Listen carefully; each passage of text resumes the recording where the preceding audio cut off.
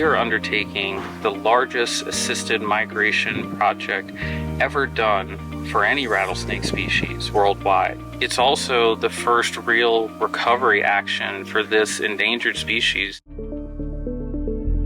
The mission of the Rattlesnake Conservancy is to conserve rattlesnakes and their habitat through research and education. Our team with the Rattlesnake Conservancy are presently in the Sierra San Luis in Mexico for the New Mexico ridge-nosed rattlesnake, Crotalus willardi obscurus.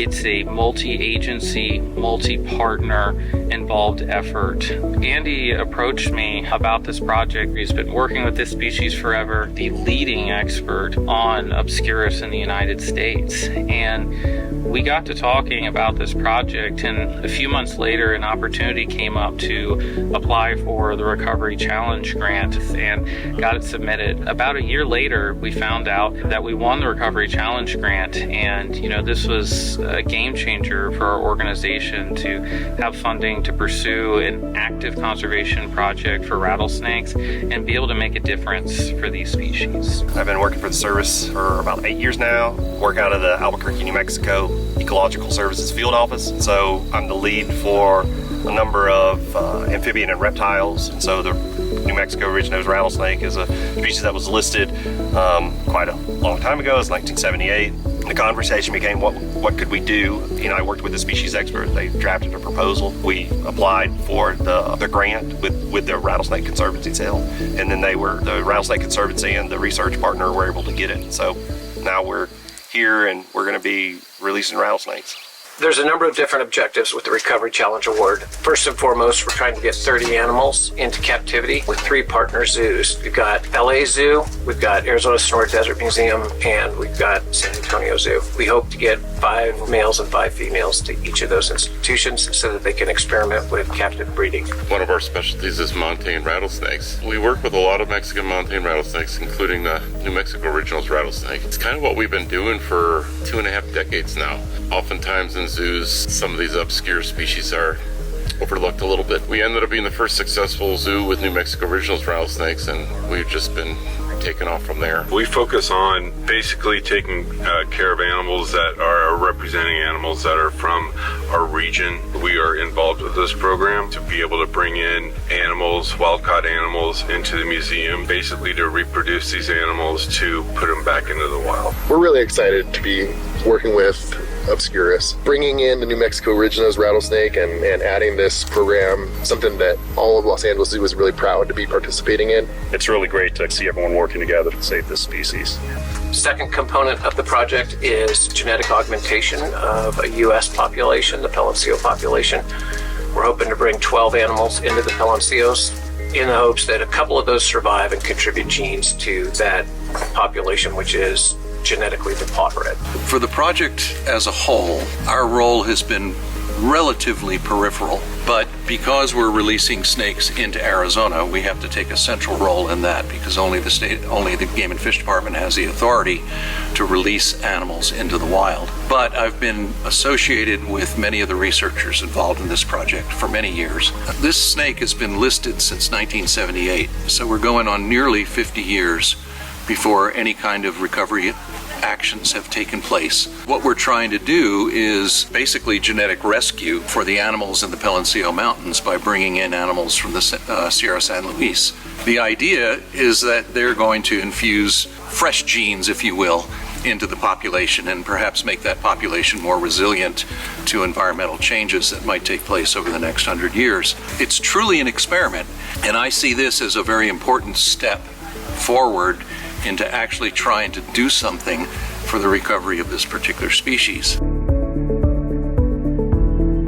Third component of the project is we're hoping to get temperature transponders in 8 adult males and release them to the wild. Those transponders will record temperature every 5 minutes for a year, so we'll know exactly what the thermal requirements of the snakes are. And that'll be helpful both for the zoos with their captive care and also to some habitat modeling that we're doing with USGS partner. All right, snake number 3 is awake and alert after surgery. Snake number 1's already fully awake. And then the final component is that we're using operative temperature models, 300 of those, to try and quantify the thermal landscape that's available to the snakes in these mountain ranges, and that's also a critical part of our habitat modeling. I've been working with willardi obscurus for about 32 years now, working with the thermal biology of Obscurus. Climate change is affecting the Sky Islands in the southwest U.S., primarily in New Mexico and Arizona, and in Mexico for this species range. Because of climate change, we're seeing a drying trend in these mountain ranges where this species occurs. No one's done a lot of thermal work with this species to look at how climate change is going to affect their future. This project is a huge endeavor for a species that most people don't really care about because it is a rattlesnake. If you remove that species from that ecosystem, you're going to have some sort of effect. As far as the species goes, I think that Obscurus, or any species, is sort of the distillation of a time and place into an organism. Obscurus in the Palencios, in the Animus, in the Sierra San Luis is that ecosystem in the form of a little snake. And if it's lost from that ecosystem, then the ecosystem is now incomplete. As I was studying the effects of climate change and fire, it got really, really depressing, especially in 2021 when a fire burnt down my study site.